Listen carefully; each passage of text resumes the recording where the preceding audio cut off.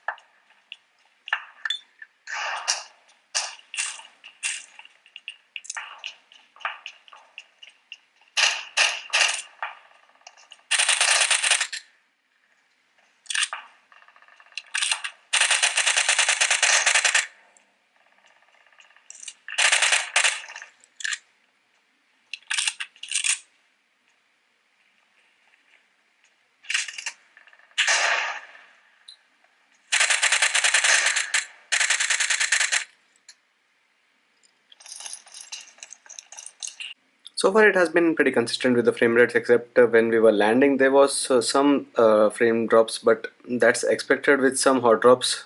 Otherwise there were no major lags. We'll again repeat the same, and we'll try to do a hot drop again.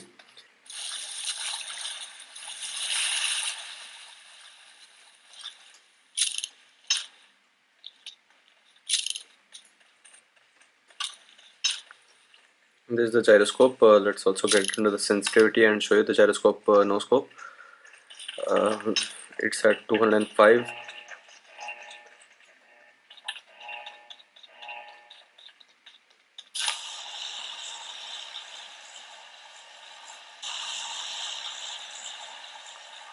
Here right now it's at 40 and not crossing that, going to be around 40, 42, 43.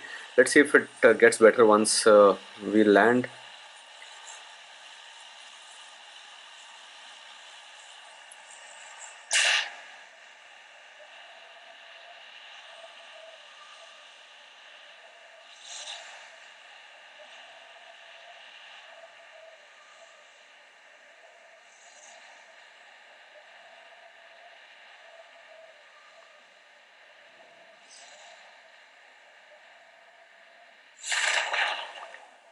So again there are these frame drops that you can notice. and we right now have the gyroscope turned on.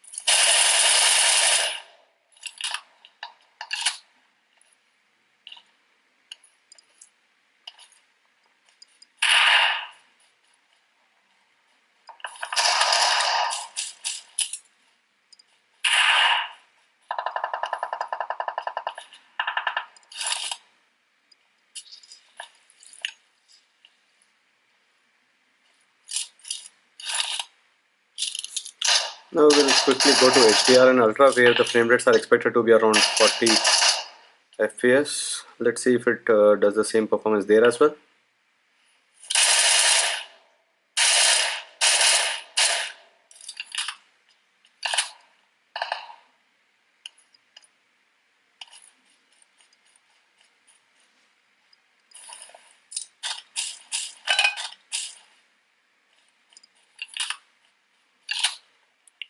So currently it's quite consistent at around the same frame rate, 36 to 41. So it should be around 40 to give you the optimum frame rate under the Ultra option. And since you can see the gyroscope was good enough, let's turn it off now to go back to the regular gameplay.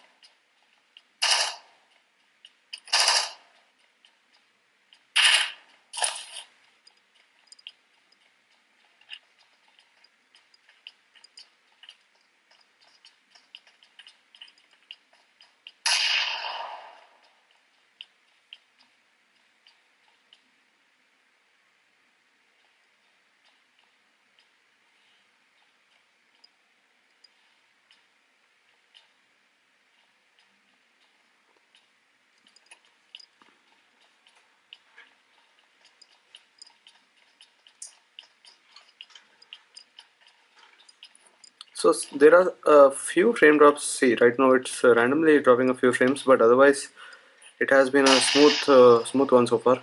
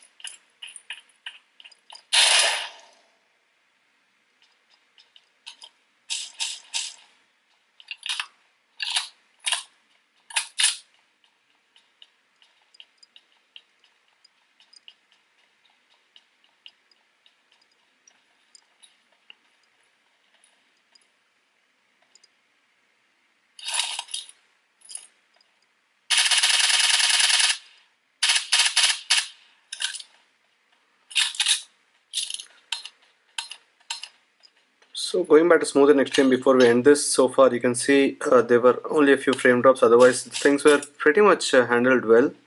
And this is on both the options, that's the smooth and extreme as well as HDR and ultra. And before we end, we'll also show you the temperatures. For now you can see, because only since it was smooth you could at least see that the gameplay was not so bad. Otherwise, with the chipset being bad and the gameplay being based on that, here you see the opposite of that. The chipset is good enough to handle things, and that's why the gameplay was decent enough. And so this would be about 15 minutes of game so far, and the temperatures right now on the device are around 44 towards the top and towards the center where the chipset rests, and that's where you see the temperature to be around 38 degrees. And on the back as well, it's about 37 degrees towards the center, and towards the top it's around 44. So the area where the chipset is, it's still not that heated up, so that's why you won't see any issues or the game to be lagging even after some time, since that's the area where it's still cool enough. Or otherwise towards the top area where most of the phones also heat up, that's where it has gone up to 44 degrees. And so these were the graphic settings before we end it, and this was the frame rate test as well. Smooth plus extreme, HDR and ultra are the best settings that you see under the smooth and HDR options. And since we couldn't actually check the battery percentage, there's no actual battery drain test done here. So that's it in this video. I would say that if this is priced under 16,000 rupees, so that's where the Poco F2, Poco X2 and also the Redmi Note 8 Pro are available. If this is priced around the same, you actually get better options for PUBG Mobile when you compare this to the Poco X2. And that's where you might feel that okay, the options are at least offered. The frame rate sometimes might be an issue, but then most of us would play the game on smooth plus extreme. That's where it's performing quite well. So that's it in this video. I hope you like this video. If you do share and subscribe to Gizmo Times for more. Thanks for watching, and see you next video.